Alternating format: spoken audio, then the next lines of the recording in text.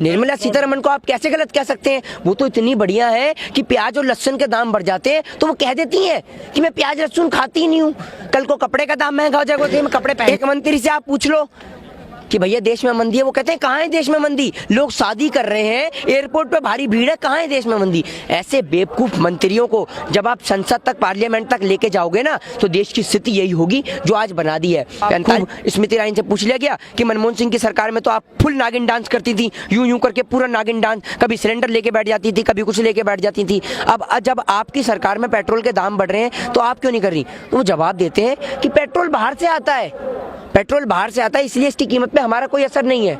आप एक बात बताइए, मनमोहन सिंह की सरकार में क्या उनके घर में हैंडपंप लगा हुआ था कि हैंडपंप चलाए? हमारे देश के अंदर मैं आपको बता दूं कि अगर इतना लाखों करोड़ों रुपया ट्रंप के स्वागत के लिए खर्च हुआ है, अगर यही देश के विकास के लिए खर्च होता तो शायद आज इतनी बड़ी दीवार बनाने की जरूरत नहीं पड़ती प्रधानमंत्री जी को।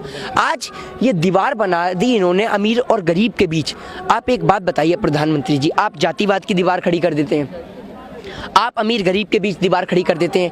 आप प्रधानमंत्री हैं, राजमिस्त्री हैं जो दीवार बनाने में लगे हुए हैं। एक हमारे माननीय गृह मंत्री साहब जो पहले तड़ीपार थे, अब वो कंडक्टर हो गए हैं। उनसे कोई भी बात पूछ लो, देश में बेरोजगारी है, शाहीन बाग, देश में मंदी है, शाहीन बाग, लोगों के घर में खाने को रोटी नहीं है, शाहीन बाग। अरे अमित शाह जी, आप गृह मंत्री हैं या किसी डीटीसी बस के कंडक्टर जो हर बात में शाहीन बाग और शाहीन बाग चिल्लाते रहते हैं? देखिए, लाखों करोड़ों रुपए इस देश की जनता का ये लोग खर्च कर देते हैं डोनाल्ड ट्रंप के स्वागत के लिए। अरे आप डोनाल्ड ट्रंप को क्यों दिखा रहे हैं ताजमहल, क्यों दिखा रहे हैं उन्हें लाल किला? आप उन्हें दिखाइए ना जो आपने बनाया है शौचालय, उन्हें शौचालय दिखाइए, अपने शौचालय में लेके जाइए ना डोनाल्ड ट्रंप को, उन्हें दिखाइए कि ये हमने बनाया है शौचालय। 6 साल में इस देश में हमने शौचालय खड़े करे हैं, एक एक शौचालय में घुमाइए और उन्हें वहां पे बिठाइए शौचालय के अंदर कि आप करके देखिए कितनी बेहतर सुविधा है शौचालय की। दिखाइए ना, आप अपना स्वच्छ भारत अभियान दिखाइए, क्यों इतनी बड़ी दीवार खड़ी कर कर उन गरीबों को दुबका रहे हैं?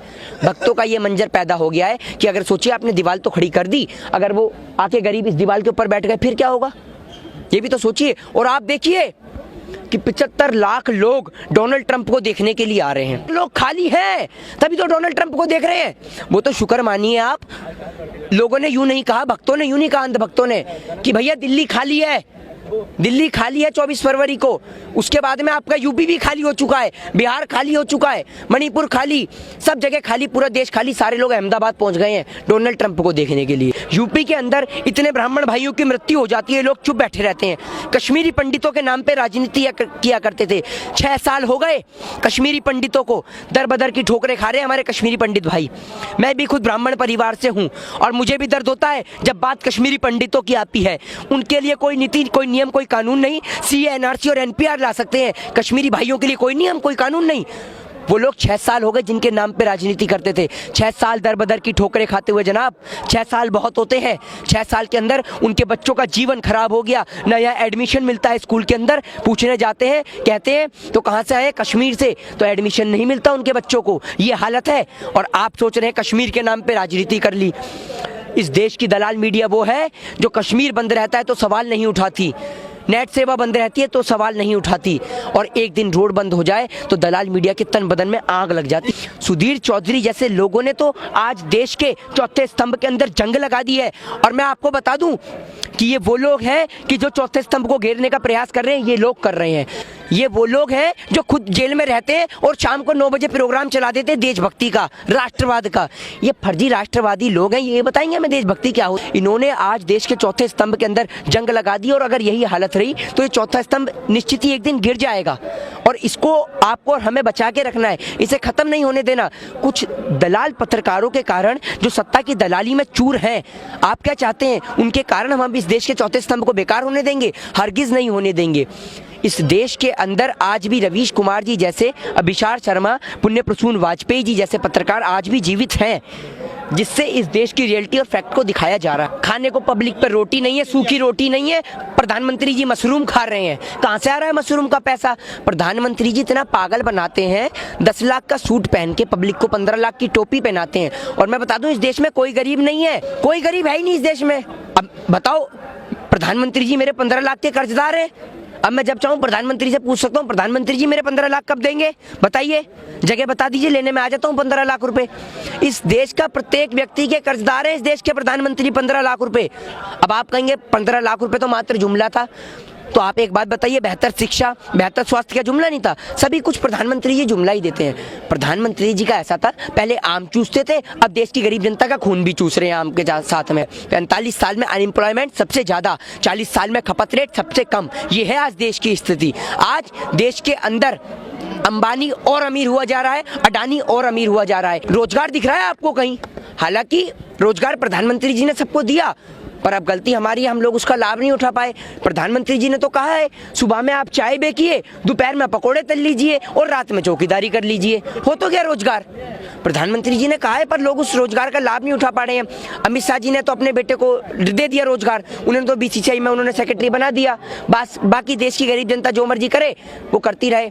अब आप देख लीजिए, देश के जो प्रधानमंत्री जी हैं नरेंद्र मोदी जी, वो तो भैया इतना झूठ बोलते हैं कि आपको समझ में नहीं आएगा कि भैया उन्होंने क्या बोल दिया, वो उन्हें समझ में नहीं आता। एक आपके चैनल के माध्यम से एक व्यक्ति की तलाश है मुझे, एक वो सफेद कलर की टोपी लगाए हुए लोकपाल की मांग किया करता था, वो जिंदा है या अभी नहीं? मैं बता दूं, वो अन्ना हजारे भी जिंदा है, वो किरण बेदी भी जिंदा है, मर बेचारा वो लोकपाल गया जिसके लोग मांग किया करते थे। अन्ना हजारे न जाने कहाँ खो गया। अन्ना हजारे पे बस का किराया नहीं हुआ करता था, और वो भैया चार्टेड प्लेन से आ रहा है, चार्टेड प्लेन से जा रहा है। भैया इतना पैसा कहाँ से कमा लिया, मैं भी बता दो। प्रधानमंत्री जी कहते हैं मैंने भीख मांगी है, मेरा क्या है, मैं तो फक्कर फकीर हूँ, झोला उठाऊंगा और चल दूंगा। और बताना चाहता हूँ तमाम सभी राजनीतिक दलों को जो भगवान श्री राम का नाम लेकर राजनीति में उतर रहे हैं, बता देना चाहता हूँ कि राजनीति कीजिए, राजनीति करना अच्छी बात है, लेकिन राजनीति करना तब अच्छी बात है जब आप बात करें शिक्षा पे, स्वास्थ्य पे, बेरोजगारी पे और महंगाई पे और भ्रष्टाचार पे, ना कि आप राम और रहीम के नाम पे राजनीति करें। आप राम और रहीम के नाते भाई को भाई से लड़ाकर चंद वोट हासिल करना चाहते हैं। इस देश के अंदर आपको शर्म नहीं आती। और तमाम राजनीतिक दलों को कहता हूं कि अगर आप किसी भी धर्म की भावना को ठेस पहुंचाएंगे तो आपको माफ नहीं किया जाएगा। आप एक बात बताइए, इस देश का संविधान आर्टिकल 14, आर्टिकल 15 कहता है या नहीं कहता कि भारत एक धर्मनिरपेक्ष गणराज्य है, यहाँ पर सभी लोगों को समानता का अधिकार है। तो आप लोगों से कैसे समानता छीन सकते हैं? और आपका अधिकार क्या होता है? आप अपना और अपने तमाम मंत्रियों का अंक प्रमाण पत्र दिखाते नहीं है, और लोगों से नागरिकता प्रमाण पत्र देखने वाले आप होते कौन है? हमने इस देश की मिट्टी में जन्म लिया है और इस देश की मिट्टी में ही विलीन होंगे। हमें किसी से पूछने की जरूरत नहीं है कि ये देश हमारा है या नहीं है। देश के प्रधानमंत्री जी ने तो ऐसा सोच लिया कि मेरे जन्म होने से पहले यहाँ देश में कुछ था ही नहीं। जब प्रधानमंत्री जी सोचते हैं कि 70 साल पहले सिर्फ मैं था और मेरी चाय की केतली थी और मेरा वो वाडनगर स्टेशन था और कुछ तो था ही नहीं।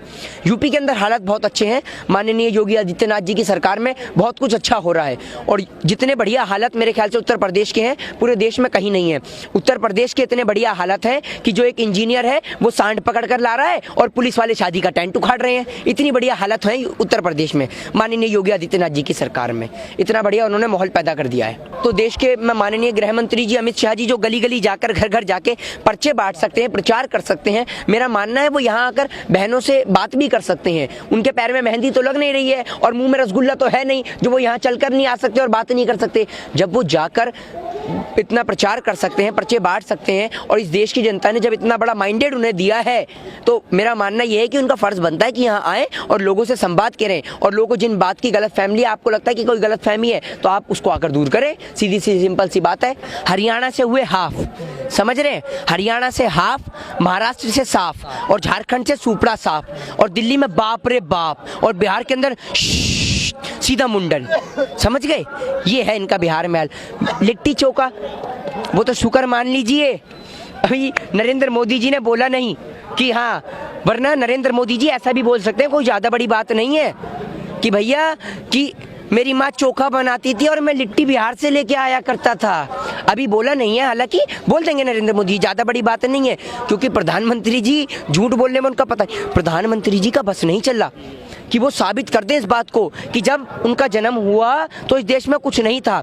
सिर्फ मोदी जी को एक वो चाय की दुकान दिख गई, वो वाडनगर स्टेशन और रेल की पटरी दिख गई, बस उसी पे मोदी जी सुबह शाम शुरू हो जाते थे।